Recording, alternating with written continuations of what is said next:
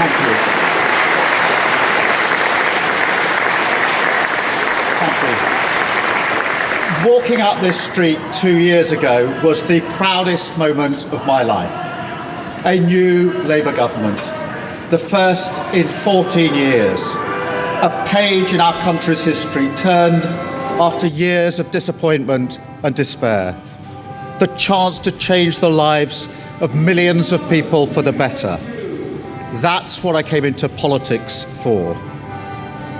The journey to that point was not easy. 6 years ago, I inherited a Labour Party that was politically, financially, and morally bankrupt.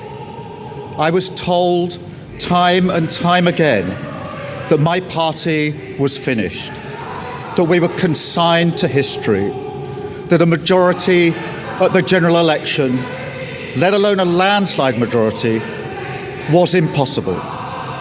But we proved those people wrong because we changed our party, ripping out the poison of anti-Semitism, restoring trust on the economy, defence and national security, and becoming a party that once again stood proudly with, not against, our national flag. The hard work of change was with a singular purpose, not power for power's sake, but to change Britain for the better, to build a fairer country with dignity and respect, where everyone is seen, everyone is valued, wealth and opportunity for all, not just the privileged few. And look at what we've achieved in just 2 years. An economy that is stronger, growing faster than our peers, wages rising faster than inflation in every single month since we came to power, investment secured, infrastructure being built, an end to austerity, with the fastest fall in NHS waiting lists for 17 years, the biggest improvement in rights for workers and renters in a generation, the biggest uplift in defence spending since the Cold War, small boat crossings falling, asylum hotels closing, protecting young people from social media, and 500,000 children being lifted out of poverty because of the choices that I made.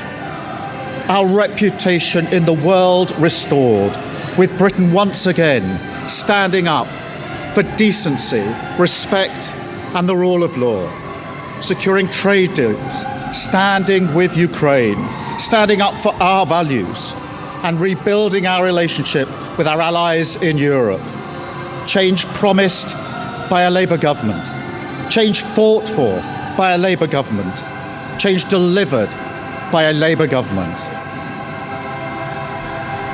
But I know the question being asked now is not who was best placed to change the Labour Party, to take us into power and to begin the vital work of improving lives for millions of people. Those questions have been answered. The question my party is asking now is whether I am best placed to lead us into the next general election. I have heard the answer of my parliamentary party to that question, and I accept that answer with good grace. Every decision I've taken has been about putting the country I love first. That is why I will resign as leader of the Labour Party. I have spoken to His Majesty the King this morning to inform him of my decision. I will ask the National Executive Committee of the Labour Party to set out a timetable with nominations opening on the 9th of July and completed by the summer recess. In the case of a contest, this will ensure a new leader is in place before Parliament returns in September. I will remain in post as Prime Minister until the contest is complete, and I will do everything I can to ensure an orderly handover of power. I will also give my successor my full and unequivocal support, knowing that they will inherit a Britain that is far stronger and fairer than the one I inherited 2 years ago, better prepared for the challenges ahead, and better able to ensure the Labour Party secures a second term in office. I want to thank all of those friends and colleagues who have been at my side for these past 6 years or so, for their incredible commitment, service and support. I want to thank the brilliant Number 10 staff and our country's extraordinary civil service who dedicate their lives to public service. And when I leave the biggest job in the country, I shall spend more time on the most important job, being the best husband I can to my fantastic wife Vic, who has been a rock by my side through good times and bad, and being the best dad I can to my beautiful children, who are my pride and my joy. Thank you very much.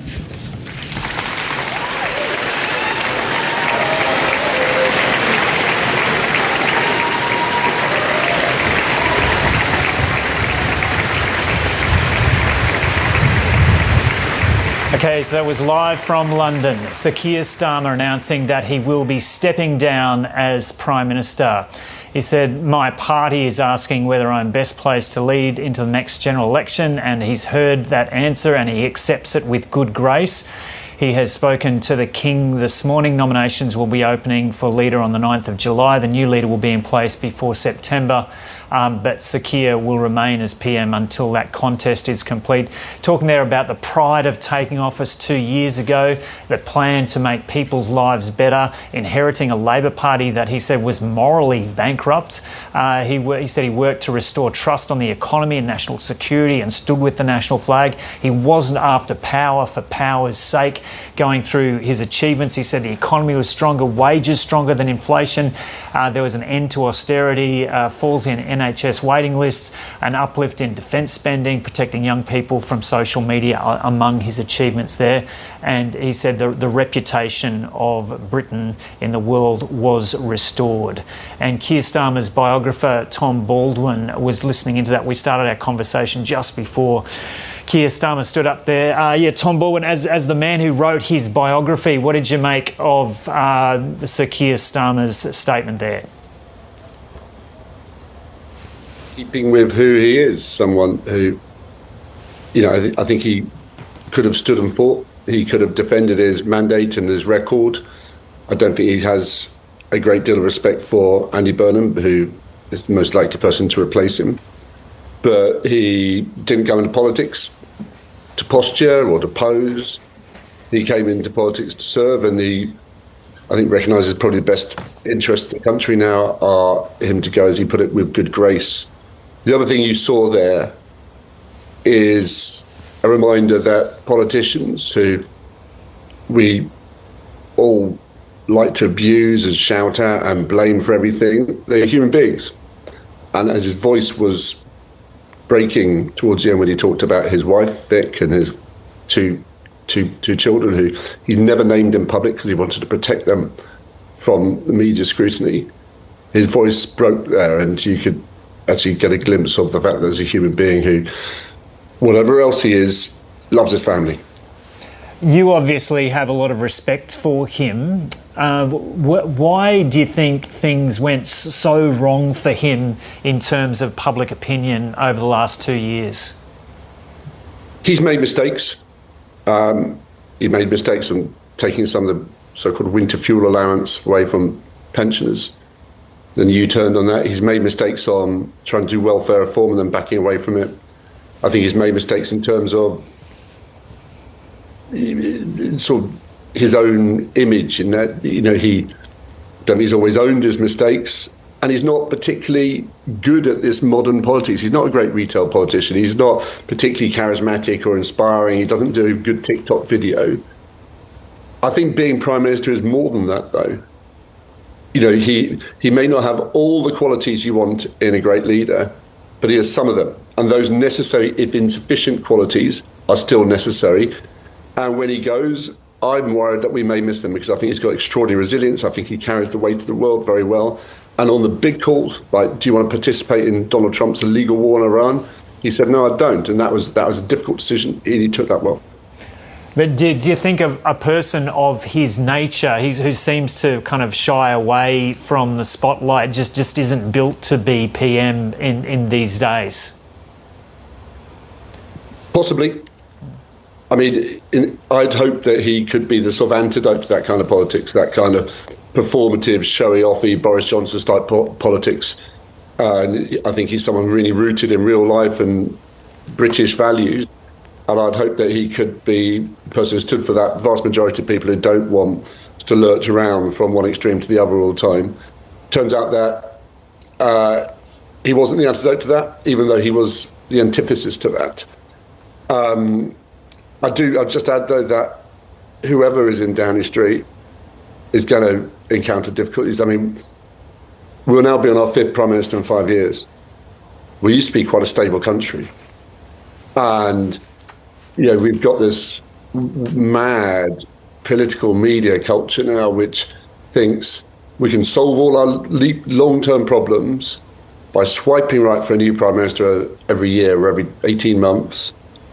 And it really isn't going to solve our problems. It's just going to make them worse.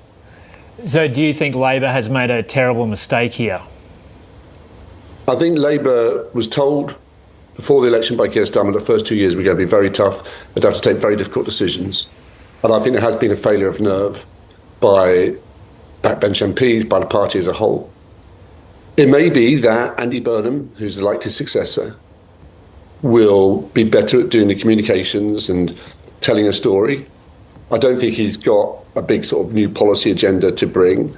And it may be better comms and better storytelling and more affinity to social media and all that stuff will help Labour explain what it's doing better. And maybe that he's part of that solution.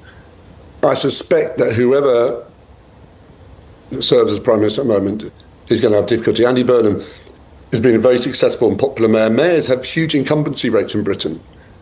Prime Ministers have a very, very short shelf life. And I don't think the problems which have brought down now 6 Prime Ministers since the Brexit vote 10 years ago are going away soon. So you don't think Labor learned from the merry-go-round of leaders that was the Conservative previous 7 years? I think the danger is that the Labour Party begins to resemble the Tory Party. Labour doesn't really get rid of its leaders. The Tory Party does this sort of thing all the time. It's the sort of plays the political game. Labour doesn't do this, and it's a really bad habit to get into. Yeah. I detect a tone of almost sadness in your voice today. Are you kind of concerned for the future of the country after this? Well, I'm concerned for the future of the country, but I know Keir Starmer and I respect him. I like him as a person, and I hoped he was going to be a more successful Prime Minister than what he is. So on a personal level, I'm very sad. Yeah. And do you think Andy Burnham is kind of basically the polar opposite to him in terms of personality? And to what extent do you think Keir Starmer, as you say, has probably done the hard yards in the first 2 years of this term, and it will be less challenging over the next 3? I think it's challenging whoever's there. I do think there are some signs that some of the tough decisions that Keir Starmer took early on are bearing fruit. We'll see. They're not polar opposite personalities. In a way, they're quite similar. They're both blokey. They both like football, and they were friends. They fell out about 6 years ago when Keir Starmer asked Andy Burnham to support him for the Labour leadership. Andy Burnham initially declined, and Keir Starmer was rather taken back by that. He doesn't like to ask people things. The difference is Andy Burnham has spent his life in politics. He left Cambridge University and pretty much was almost immediately a special advisor for the Labour Party and then in government. And so, he lives and breathes politics. He once told a friend of mine that, he gets out of bed and first question he asks himself is, how can I be more popular today than I was yesterday? That in a way, that makes him a good politician. It doesn't necessarily mean he's going to take the difficult decisions to solve our long-term problems. We'll see. I hope he succeeds. Do you expect Keir Starmer will stay in Parliament? No. Yeah. I don't think he likes politics, and I think he'll get out of politics as soon as possible. Ted Heath famously hung around for 30 years in the sort of sulk on the back benches after he was ousted by Margaret Thatcher. I don't think we'll see Keir Starmer in Parliament for very long. Yeah. Okay, Tom Baldwin, thanks for talking to us from London. Thank you. Okay, so just repeating this, news has just come through just in the last 15 minutes. We had that media conference from Sir Keir Starmer saying he will be stepping down as British Prime Minister. It's not happening immediately. He's probably going to stay there until September, but there will be a contest now for the new leader, and while they sort that out, he will remain there as PM. We've got our elections analyst Casey Briggs with us, and also our former Europe correspondent Barbara Miller. Casey, to you first. What have you been looking into? Just the timeline to clarify a couple of things on that, and we can talk about Keir Starmer and his legacy and who might replace him as Prime Minister. But we heard there that Keir Starmer is going to ask the Executive Committee of the Labor Party to open nominations on the 9th of July. So that is the day after the NATO summit in Turkey that presumably Keir Starmer will attend. So he will go to that summit. He then said he will ask nominations to be closed by the time of the summer recess. That's, by my research, the 23rd of July. So not a particular date in there, but somewhere between the 9th and the 23rd of July, we'll expect nominations to be closed. And if there is only one candidate at that point, that person will take over and become leader of the Labor Party and can be sworn in. So there'll be a new leader by September. So, the September date is in the event that a contest is required. If there is more than one candidate, then that will go to a ballot of Labor Party members, and that will take through to potentially late August, so that the new PM can be in office by the time of the September sittings, which is September 1. So we may well see a new British Prime Minister in place if it is Andy Burnham, and it is an uncontested ballot by potentially mid to late July. And to get on the ballot, I should just say that one last thing, to get on the ballot, an MP needs 81 signatures fellow signatures of their MPs to get on the ballot. We might not see more than one candidate. And Barbara Miller, are all the indications at this stage that Andy Burnham will be the only one to put their hand up, or is Wes Streeting still a possibility? I think Wes Streeting absolutely is still a possibility. There is a suggestion that he might be considering whether it would be better not to stand and to perhaps do some kind of deal with Andy Burnham where he gets a good position in Burnham's cabinet. So I think that all still has to play out. I mean, it's not impossible that other candidates may decide to put their hand up. I'm sure there'll all be sounding out possible support. There were names flying around of Starmerite candidates that could run, as a sort of surrogate to Starmer to continue that legacy. I don't know that talk's gone very far. Certainly the names are not particularly prominent. I mean, you could see Angela Rayner, the former deputy, put her hand up, for example. There was a sort of, outside chance of Al Carnes, a sort of junior defence guy who resigned just recently. I think ambition will take people anywhere. So I think people will be considering it. But certainly Andy Burnham is hugely popular. You can almost sense the excitement in the Labour Party about this idea of bringing him back. But you heard also there from Starmer's biographer, Tom Baldwin, as you said, a sadness, almost a bitterness. And there will, of course, be factions of the party who are angry, who may turn a little on Andy Burnham, the guy who thinks he can sort of ride in from Manchester. There's some symbolism, I think, later today when Andy Burnham, we think, arrives by train Big to possibly Euston Station. Emphasising his working class background. Yeah. So he certainly could very soon be confirmed as the only candidate, but I don't think we can rule out other candidates at this stage. And what did you make of that kind of dejected tone of Tom Baldwin there about the UK still in this kind of merry-go-round of leaders rather than sticking with someone for the whole term?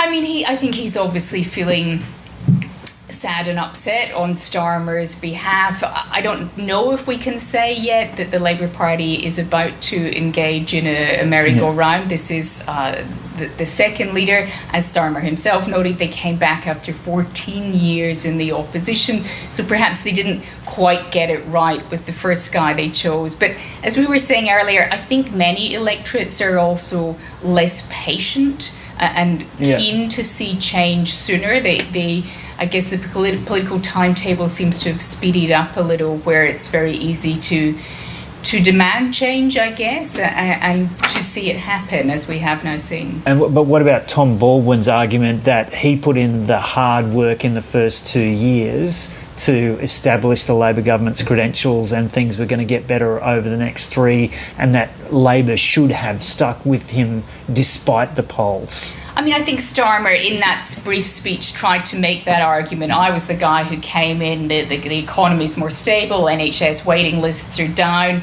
I think speaking against that is the public.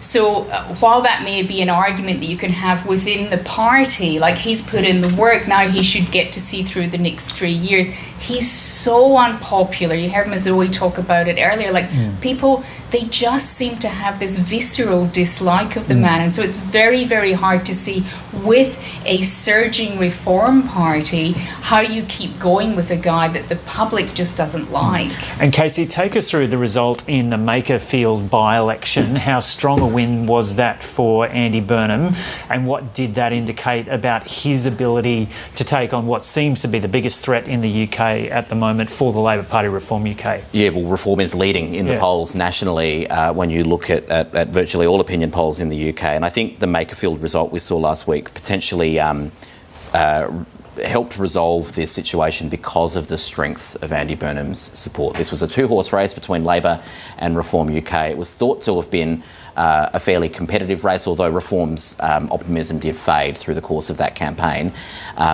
Even the polls and the sort of anticipation was not expecting Andy Burnham to get something like 54 or 55% of the vote in that seat. This is a part of Greater Manchester where, in local government elections in May, Reform won every single seat.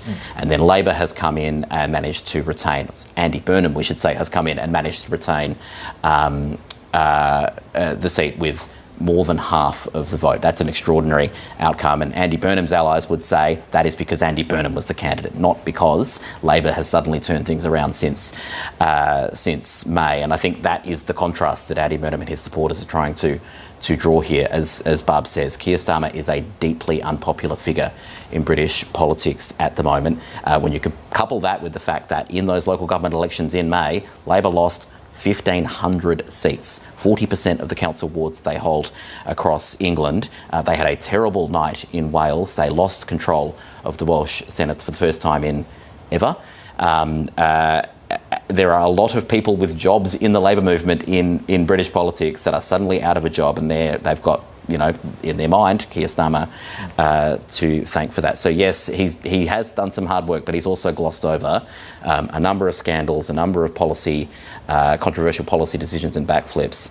The one that obviously made the most news coverage in Australia was the Peter Mandelson appointment as US ambassador. But locally, it seems that winter fuel allowance, which was a decision quite early in his term, was something which really turned off the Labor voters as well. How crucial was that in turning public opinion against him? I think really crucial, and that's why people keep mentioning it today. It was seen, I think, as almost a betrayal of Labour's values, because here comes this new government, and one of the first things they do is to curtail a winter fuel payment, which wasn't only making things harder for the very rich, but for a lot of middle or lower middle class people, and people, you know, there were stories, the media was having a field day with it, about people dying because they were unable to heat their homes. Winters are getting colder there, as they are in many parts of the world, and that,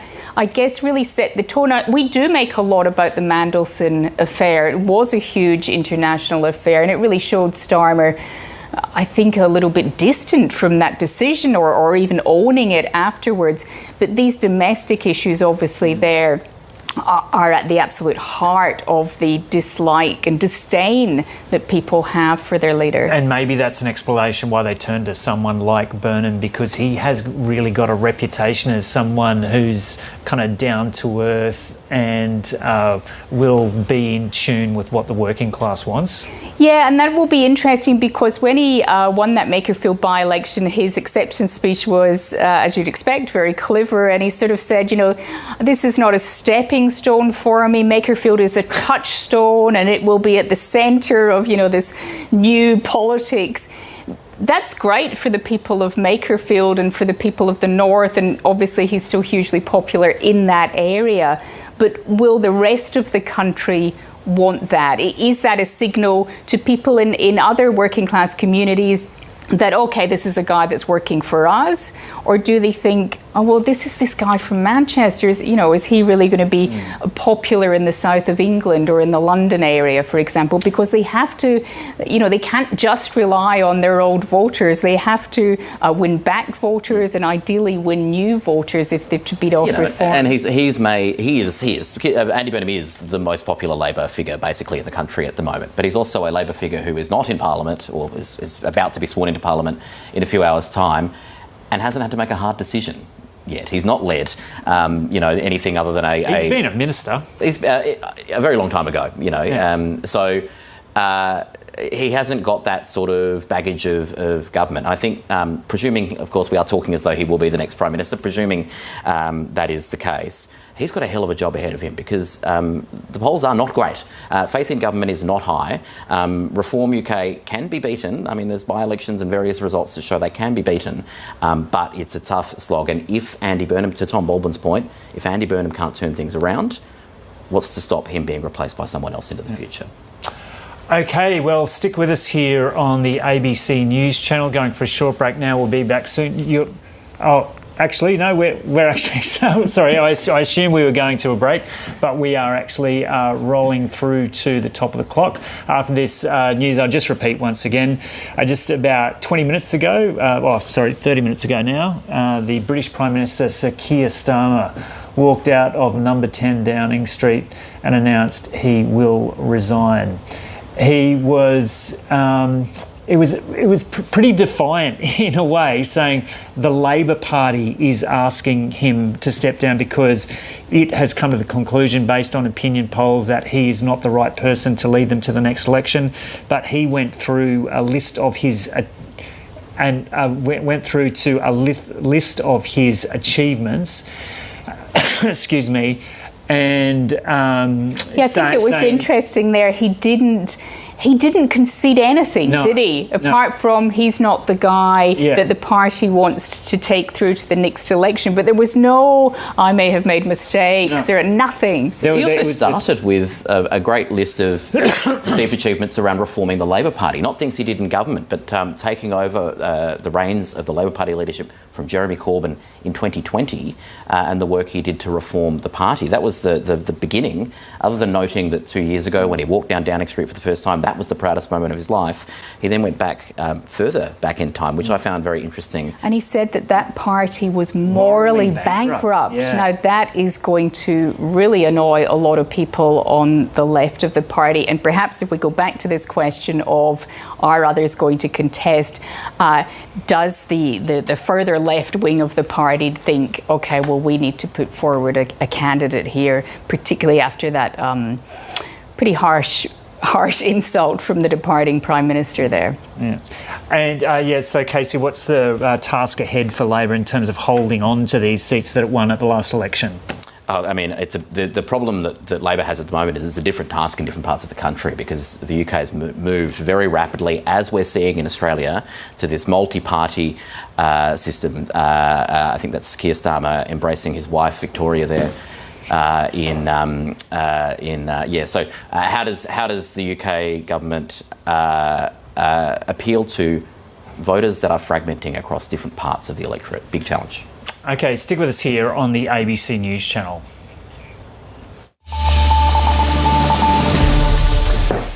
Recapping our breaking news tonight, British Prime Minister Sir Keir Starmer has announced he will resign. Are you leaving, Mr. Starmer?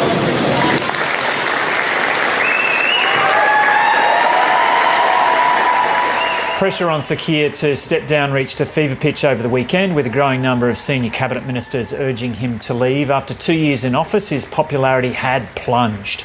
And following the victory of former Manchester Mayor Andy Burnham in the Makerfield by-election last week, the pathway for a leadership challenge was paved. He says he spoke to the King this morning about the decision and has asked the British Labor Party's national executive to set out a timetable for nominations for the leadership starting on July the 9th.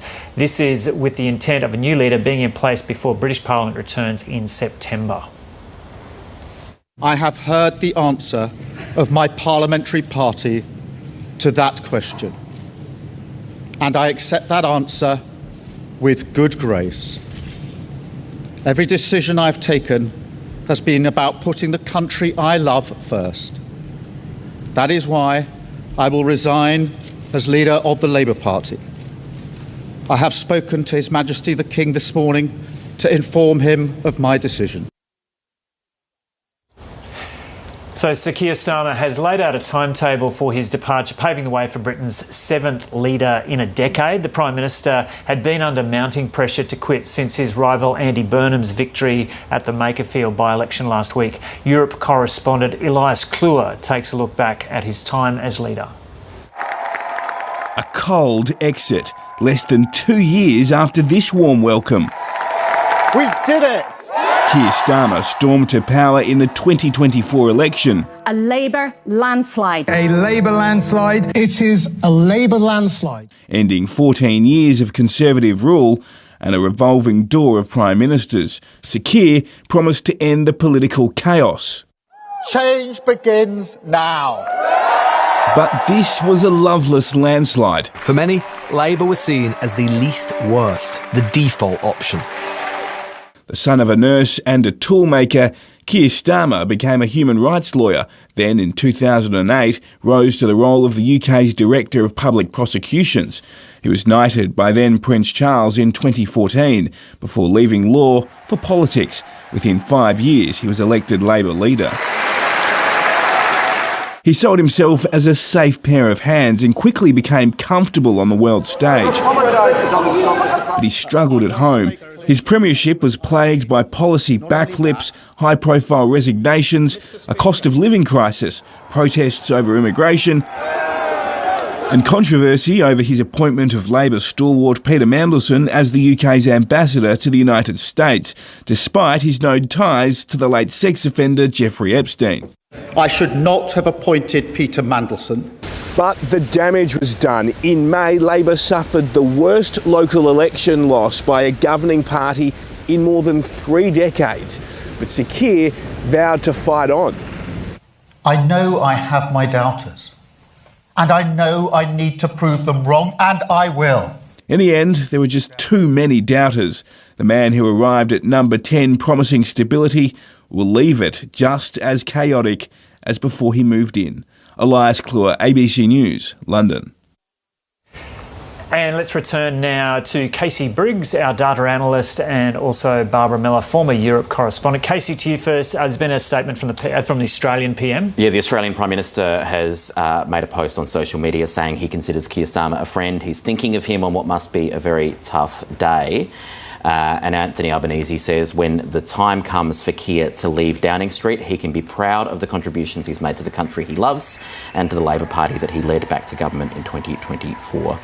Anthony Albanese says, I'm grateful for the opportunities we had to work together to strengthen our AUKUS defence and security partnership, support the brave people of Ukraine and keep children safe from the damage that social media can do. Obviously a reference to the social media ban that the UK government and Keir Starmer has announced they would enact. Anthony Albanese finishing just by wishing Keir, Victoria and their children well with the future. So I'm sure the first statement we're bringing you, but I'm sure many world leaders will be paying tribute to Keir Starmer. And interesting to reflect, for all the domestic political troubles that Keir Starmer has faced and the unpopularity he's been at domestically, he's been a very different kind of figure on the world stage. He was at one point the Donald Trump whisperer, if I could put it that way. He had, a kind of relationship with the US president that other leaders were really struggling to emulate. He sort of saw himself as a bit of a statesman. I think, in some respects it seemed like he felt more at home in that kind of a world than in the sort of hustle and bustle of the House of Commons. But that imploded pretty badly. But when you take your eye off the ball of domestic politics, well, you see what happens. Yeah. And that has led to, which I think is pretty wild speculation, but, the idea being thrown about that, maybe Keir could be the Foreign Secretary in a Burnham government, which sounds crazy, but David Cameron came back in that position. Yeah, but Tom Baldwin, the biographer, just made it clear that he thought there was no chance whatsoever he was going to stay in Parliament, because he kind of gave a bit of an insight into him as a bit of an outsider in terms of politics, and now that he's had a taste of it, maybe feels a bit betrayed by it almost. I think so. Let me just read you the beginning of a pretty amazing obit that Andrew Marr, a well-known political journalist on that topic, wrote. A man knocks on the door of a house. He feels well prepared for the evening ahead. He's wearing a dinner jacket, bow tie, shine black shoes and carrying a bottle of wine. He goes in, it's an orgy, and everyone else is naked. And that is his assessment, that Keir Starmer was this guy who just didn't know what he was getting into and does feel personally very confused and very hurt by what has happened to him. As any departing Prime Minister, I'm sure, does feel betrayed. But a man who came with seemingly very good credentials but just never quite seemed to be at home in that cutthroat world of politics. And we can go to now our current Europe correspondent, Europe Chief, Bureau Chief, Mazoe Ford there in London outside Number 10. And Mazoe was there as Sir Keir delivered that statement. First off, Mazoe, what did you make of the nature of that? Well, the loud applause and cheering from Sir Keir's allies as he came out that famous Number 10 door, Joe, did show that people really did have great affection for Sir Keir Starmer. And you often heard here in the UK from politicians, analysts and the public alike that they all thought he was a nice guy. But in the end, as Barbara was just saying, did he have the cut and thrust for politics here in the UK? No. It seems that he has not, because he came in with that thumping majority, albeit on a low voter numbers 2 years ago, but there was a huge majority, 403 MPs, Labor MPs in the House of Commons, and yet here we are less than 2 years on. But, certainly the mood here was one of resignation. He has accepted, and he said he accepted what everyone has been saying. There was all the fighting talk up until last Friday of he would fight for his job, he would stand in any leadership contest. The mood shifted significantly over the weekend, though. The tone from the government changed. We could read a lot into what people weren't saying, and then on the Sunday talk shows it was the unenviable task of the business secretary to say that the Prime Minister was looking at the political realities and thinking about what was best for the country. So you only had to join the dots there to know what was coming today, and then the speculation grew and grew and grew throughout the afternoon last night and this morning. So we were all here at Number 10 Downing Street waiting for an announcement. We thought it might have been as early as 8 a.m. In the end, it came just after 9:30 when they brought that lectern out, as well as the loudspeakers, and we as journalists were moved back behind the barriers. There were loud protesters with songs and speakers and chanting we out heard the front that through of the Number whole 10, thing, as Ms. there Zoe. often is. But yes. But I had to move a lot closer to try and listen. But in the end, it was only a short address, really. Sir Keir Starmer laying out his achievements as he saw them in office, things like growing the economy, increasing defence spending to the biggest amount since the Cold War. He also referred to the fall in the National Health Service waiting lists, the decline in the number of small boat arrivals in the UK, and protecting children from the harms of social media with that piece of legislation announced just last week that they would introduce an Australia Plus ban on social media for young people. So he tried to lay out his achievements. He also recognised his family, saying he was now going to focus on being a good husband husband and a good dad. And I think he was choking up a little bit on that. I was a little hard to hear with the protesters, but this is a man who does feel deeply and is said to be a very good, genuine man, but perhaps just not the right man for Downing Street. Yeah, and Zoe, go into that a bit for us, because there are those who say he's a very civil man, his heart's in the right place, and he's put in the hard yards over the past 2 years, and the next 3 years were going to be less challenging because he'd put in those hard yards. But there are also those who you mentioned in our cross before who have this kind of visceral dislike for him. So where was that disconnect? I think it was down to judgment, Joe, that people saw that there was a series of missteps and scandals that didn't quite resonate with this country. They didn't resonate with the country at all. I mean, you started with, not too long into his prime ministership, a backflip on winter fuel payments from pensioners. Well, that, of course, got everybody offside straight away. And then there were high-profile resignations. There was an expenses scandal. The cost of living crisis has been difficult here for lots of people, as it has been in Australia. And then there was the most controversial misstep, of course, of all, is the handling of, or the appointment rather, of Lord Peter Mandelson as the UK's ambassador to the United States, despite knowing that he had links to the late convicted sex offender Jeffrey Epstein. And then the way that many people saw, they perceived he was throwing colleagues under the bus to save his own skin over that appointment. So it was all of those things combined that really did prompt people from Makerfield, where there was a recent by-election, to the Schoolgate when I was picking up my son. You'd really hear this hatred for Sir Keir Starmer. Nice guy, but can't run the country, was what you'd often hear. And for the Labor Party, really, the decision came down to who could beat the Reform UK party at the next election. This is the surging right-wing anti-immigration party led by the Brexit campaigner Nigel Farage. They did extremely well at local council elections across the United Kingdom in May and took control of the Welsh Parliament. And it's now a sense that there's now a sense that Sir Keir Starmer was not the leader to take the party forward.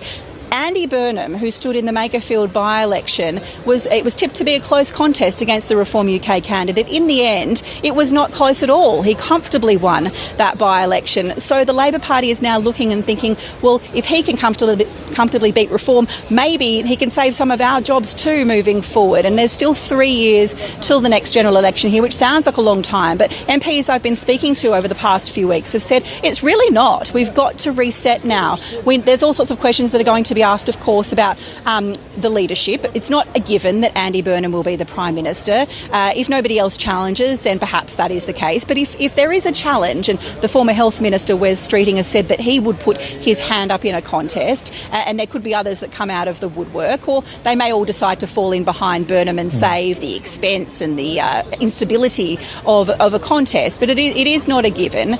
But there is only 3 years. It's a big question about what would happen to with a new leader around the Labor manifesto. Do they stick to what Sir Keir Starmer laid out, or do they change course, knowing that the voters, 2 years ago voted for Labor with the policies laid out in that manifesto? But things are not going well. Of course, there's been external pressures like the war in the Middle East and the cost of living crisis continuing. But by and large, there's so many unknowns now, Joe. We just don't know yet what will happen, who will challenge, who will put their hand up to replace Sir Keir Starmer here at Downing Street. He has said it will be an orderly transition to whoever it is, but we wait to see who that may be. Yeah, and what did you make of the timing that he set out for that process, saying there would be a new leader by September?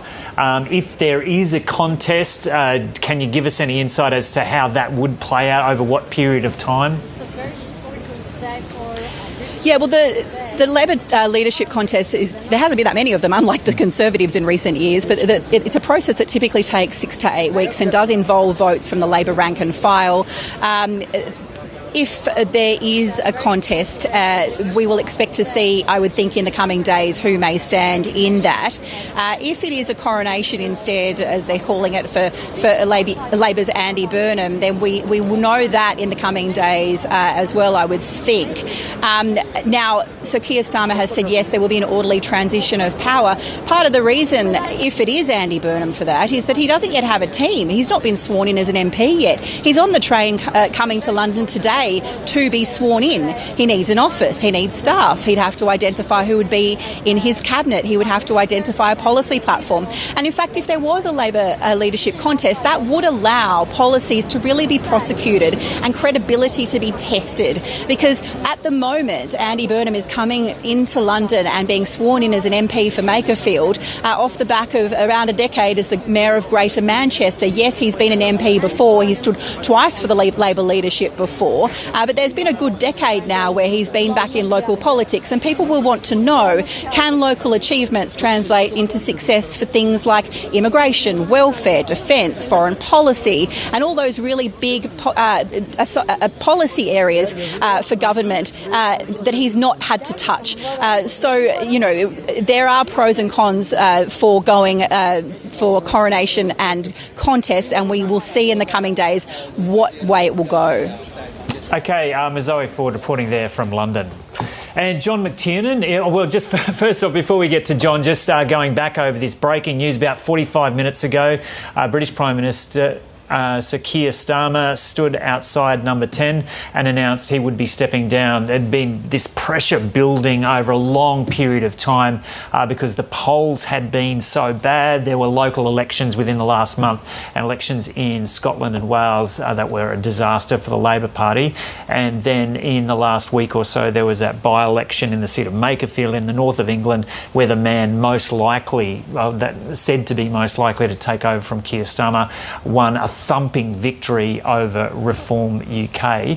And so Keir Starmer stood up and said he's heard what the party is saying, and he has announced he will be stepping down. There'll be a process for a new leader, but he'll remain there while that process takes place. Here's a little of what he had to say in the last 45 minutes. I want to thank all of those friends and colleagues who have been at my side for these past 6 years or so, for their incredible commitment, service and support. I want to thank the brilliant number 10 staff and our country's extraordinary civil service who dedicate their lives to public service. And when I leave the biggest job in the country, I shall spend more time on the most important job, being the best husband I can to my fantastic wife Vic, who has been a rock by my side through good times and bad, and being the best dad I can to my beautiful children, who are my pride and my joy. Thank you very much. Sir Keir Starmer announcing there just in the last hour or so that he will be stepping down as PM. John McTiernan is a political strategist and former advisor to Tony Blair, and he joins us now from London. John, good day. So how do you feel about Labor being in this position just 2 years into this term after the turmoil of the Conservative years? Look, I think basically our politics has been in turmoil since Brexit 10 years ago, almost 10 years to the date, when we voted to leave the European Union. That made a gigantic hit on our economy. 4% GDP was lost. That's on top of the 7% of GDP we lost in the GFC. And really, for most Britons, they've not had a pay rise in 20 years. So that's always going to have a consequence. If you cannot make things better for people, then they will get rid of you, and that's what's happened. This is the reality working through. That Brexit was a disaster, and that Brexit came on top of a period when Labour and Tory alike were committed to a non-interventionist approach to government, saying government can't really do anything. If the market can't make it better, we can't really help you. And Andy Burnham's a very different proposition. He's a man who's saying, you know what? All governments have power. All governments can shape things. All governments can have an impact. He's done that in Greater Manchester as the mayor, and he wants to come and do that in the UK as Prime Minister. And if Keir had spoken as eloquently as he did just then, resigning, he'd made a case for himself in the way he did then over the last 2 years, I think he'd be in a very different situation. But to find your voice on the very last day of your authority is a tragedy, really. And his inability to communicate was one of the deepest things that undermined him over the last 2 years. So Labor has made the right call? Yeah, in my view. So where did Keir Starmer go so wrong? He went wrong in a whole bunch of ways. He went wrong, morally wrong, over Gaza. He gave a blank check to Benjamin Netanyahu, which Netanyahu proceeded to cash. He proceeded to brutalise Gaza, and I think that massively undermined support for Keir Starmer amongst anybody who supports progressive politics in the UK. I think he made a huge mistake, again in opposition. He made a huge mistake when he pledged to not raise income tax, not raise VAT, sales tax, not raise national insurance, employment tax. He boxed himself in with an inability to raise taxes to make a difference in public services. He did use a lot of small taxes, we called a smorgasbord of tax increases, to spend £80 billion a year more on public services, £40 billion a year more on infrastructure. But those things take time to feed through. What you feel is the immediate thing Keir Starmer did on coming to government was take away a winter fuel payment. So he took away money from pensioners. 9 million people losing money was the first substantive decision that he made. And that became an emblem of a Labour Prime Minister acting in quite conservative ways. And people don't vote Labour to cut the size of the welfare state. They don't vote Labour to attack pensioners. They don't vote Labour to keep kids in poverty. And so a lot of what he did wasn't in the party programme, wasn't in the manifesto. Were you pretty dumbfounded when he made that call on the winter fuel allowance? Yeah, I was. Because he made it with making no case. And the thing is, in politics, you always need to make a case. And you heard him today making a case for what his successes were, which he's got a lot to be proud of. But he never made an argument in the early months of the government. And there was a moment when the country was willing to say, yeah, we accept that you made these pledges on taxation, but I think if you said we need to raise taxes because of the Ukraine war, we need to raise taxes because of improving defence security, we need to increase taxes, otherwise we won't get the houses built we need to. If you manage to make that argument, then you can bring the public with you. But if you don't make an argument, all they've got are your actions. And I think that's the issue that Andy Burnham brings. He brings an ability to communicate, an ability to actually cooperate with the private sector as he's done over development, and a way to use the power of the government to integrate transport as he's done. And once you start dealing with real life issues, like if you improve buses and trains, you're actually changing the lives of people, taking friction out of their lives. And that's what people need.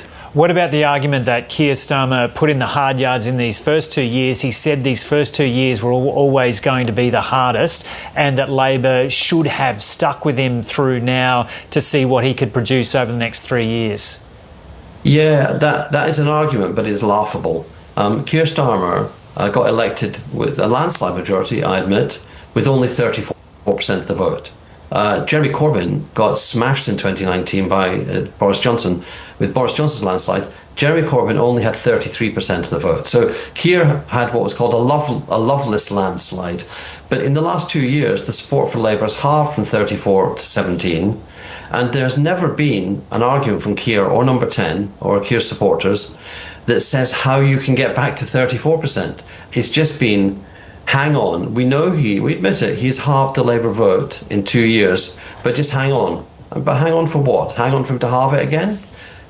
In contrast, Andy Burnham took a by-election, took a risk at a by-election in a very solid reform area. He doubled the Labour vote in 6 weeks. That's why he won. He doubled the Labour vote, and so that's really in one electorate. He's not tested at the national level. Not just one electorate.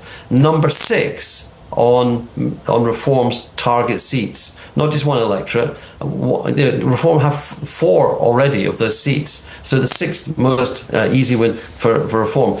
A seat that was like 73% for Brexit.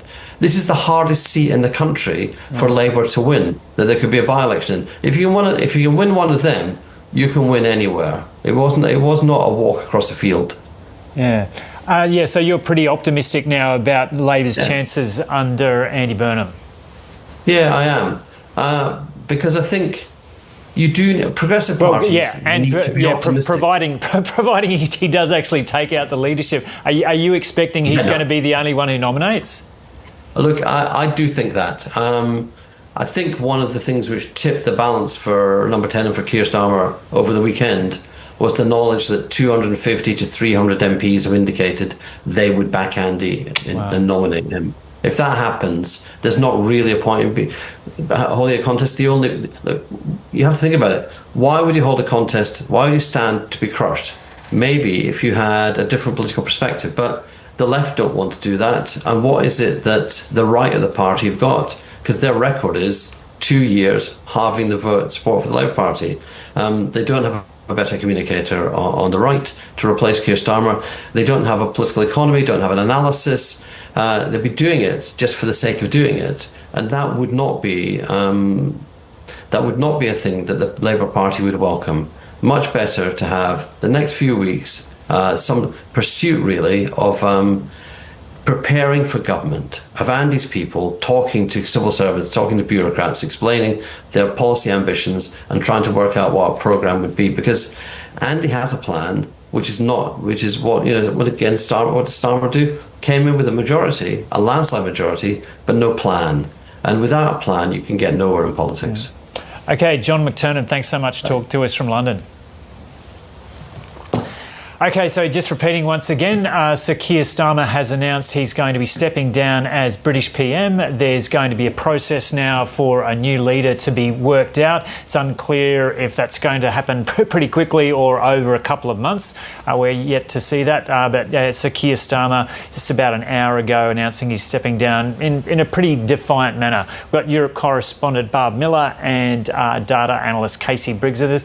Barbara, what did you make of the tone of Keir Starmer's speech there, or statement? I think what really struck me was that he didn't concede anything. He didn't say, on reflection, I regret it. It was brief and very, very defiant. It sounded like a guy who wasn't really owning any of the mistakes or faults for which he has now been ousted as Prime Minister. I mean, the guests there saying, if only he had communicated like that while he was Prime Minister. I think that is true in the sense that he made a case there, which was relatively compelling, that, I came in and this was the situation and this is what I've improved. But I think probably proving that he's a little bit distant from the reality, once again, detached with what in the end, of course, was a moving speech. And I often think it's such a shame that leaders on their way out make such great speeches. I don't the first to do that. Yes, I don't think that was one of them. It was too brief, but it was certainly dignified. On what is obviously a very difficult day and a very difficult hour for anyone. And he held it together extremely well until the end, when he got a bit emotional about his family. But yes, Keir Starmer not saying this has to change. It's just, the party thinks a new guy should come in and I will accept that with good grace, he said, which I think he can claim. There was also no bitterness really in that speech, apart from that one thing we mentioned earlier where he describes the Corbyn Labour Party as morally bankrupt. Any final observations? Well, look, I'm the Chief Elections Analyst at ABC, so let me talk about elections for a second, because there's a couple of important things coming up. Obviously, Keir Starmer has been clearly in trouble for some time, and the Makerfield by-election really sealed his fate. There will be a Labor leadership election, as we've been talking about. We've been talking about that being a timeline that would see the new PM in place by September 1. But nominations will close by the time of the summer recess, which is the 16th of July. And I do think it is probably, I'm not going to say it's for sure, but I think it's more likely than not that Andy Burnham is the only candidate. And if that's the case, we might see Andy Burnham Prime Minister within about 3.5 weeks by mid-July. You don't think leadership ambitions take over in this situation? I think every poll that we've seen of Labor membership shows that Andy Burnham is the clear favourite and would win against basically anyone that puts their hand up. And I think that when there isn't anyone that's been doing the work yet, is a pretty clear indication. And then the other important thing, election coming up straight after that, if indeed it's an uncontested ballot and Andy Burnham is made Prime Minister, a couple of weeks later, his first electoral test is the Greater Manchester Mayor by-election, the position he used to hold. This is a very important position. This is not a low-level position. This is one of the most influential positions in British politics after the City of London. The Mayor of London, not the City of London, but the Mayor of London, the Greater Manchester Mayor, very similar sorts of positions, and expect that to be fiercely fought by Labor, by the Greens, by Reform, okay, a whole manner of we characters. will look out for that. Casey Briggs and Barbara Miller, thanks for joining us for this coverage, and thanks to you for joining us for this big moment where Keir Starmer announced he's going to be stepping down. Stick with us now for 7:30 with Sarah Ferguson with more on Keir Starmer and British politics.